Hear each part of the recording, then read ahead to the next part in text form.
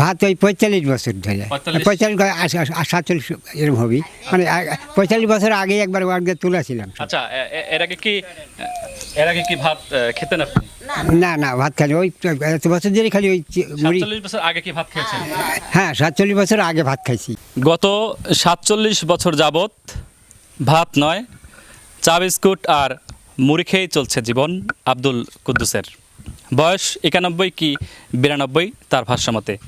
নাটোরের সদর উপজেলার বড়হরিশপুর ইউনিয়নের রাজীবপুর এলাকার বাসিন্দা আব্দুল কুদ্দুস একটা সময় ভাত খেতেন, তবে ভাত খেলেও তার পেটে ভাত খাওয়ার পরেই অনেক ধরনের সমস্যার কারণে পরবর্তী থেকে আর তিনি ভাত মুখে দেননি।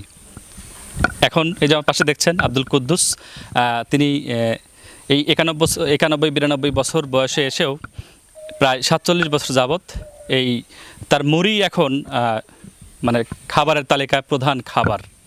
আমরা কথা বলবো আব্দুল কুদ্দুসের সাথে এবং তার সহধর্মিণীর সাথে যে ভাত তিনি কেন খেতে পারেন না, আর ভাত খেলে তার আসলে কি সমস্যা হয়ে থাকে।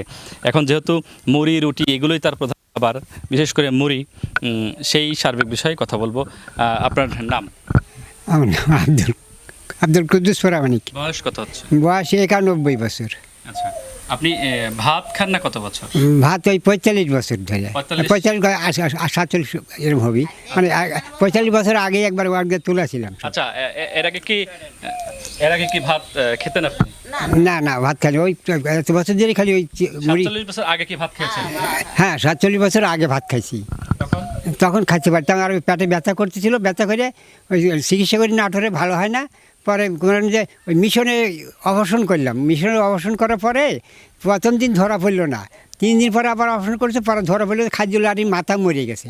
খাজুলারির মাথা মরে যাওয়ার পরে বললো যে এখন অপারেশন করতে হবে। পরে 10,000 টাকা, সেই আমলে 10,000 টাকা আমার খরচ লাগছিল। ছেলে মেয়ে কয়জন আপনার? ছেলে মেয়ে আমার 9 জন, 3টা মেয়ে আর 6টা ছেলে।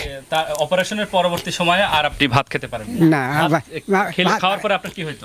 ভাত অপারেশন ভাত কিছুদিন খাইছিলাম, খাইয়া ধরেন আমার মারি ভাত খাইছিলাম, মারি ভাত ঠান্ডা হয়ে গেলে আবার খাওয়া যায় না, শক্ত হয়ে যায় না, পানি খেলে আপনার কি হয়? এখন ভাত খাইলে এখন ওই পেটের মধ্যে ব্যথা করে, পেটে হজম হচ্ছে না, পেটের মধ্যে খোঁচা, এরকম অবস্থা হয়। এই কারণে প্রায় 47 বছর 48 বছর যাবত আপনি ভাত খান না। ভাত খেলে আপনার কি সমস্যা হয়? পেটের ভিতরে ব্যথা করে, পেটে খোঁচা, হজম হতে চায় না, ওই জন্য আমি খেতে পারি না। এখন আপনার প্রধান খাবার কি? এখন খাবার খালি আমার ধরেন চিড়ে, মুড়ি আর রুটি, এগুলোই আমি খাই।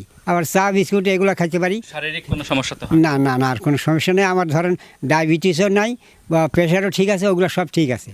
আপনার কি কোনো ধরনের অসুস্থতা আছে?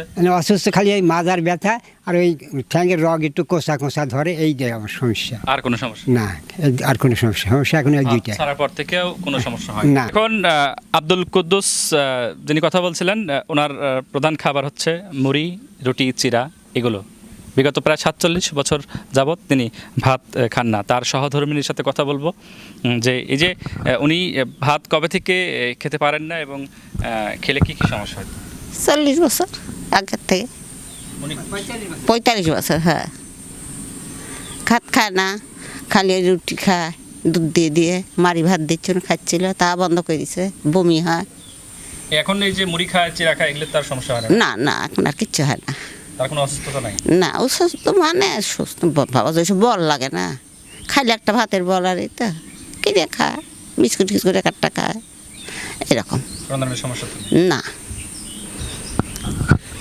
আব্দুল কুদ্দুস বিগত প্রায় 45-47 বছর যাবৎ তার এই ভাত ছাড়াই মুড়ি, চিড়া, রুটি দিয়েই তার জীবন চলে যাচ্ছে। তার দাবি ভাত না খাওয়ার কারণে তার অসুস্থতা তেমনটা নাই, শারীরিক তেমন কোনো সমস্যা নেই, দু একটি ছোটোখাটো সমস্যা ছাড়া। বয়স প্রায় 92 বছর চলছে আব্দুল কুদ্দুসের।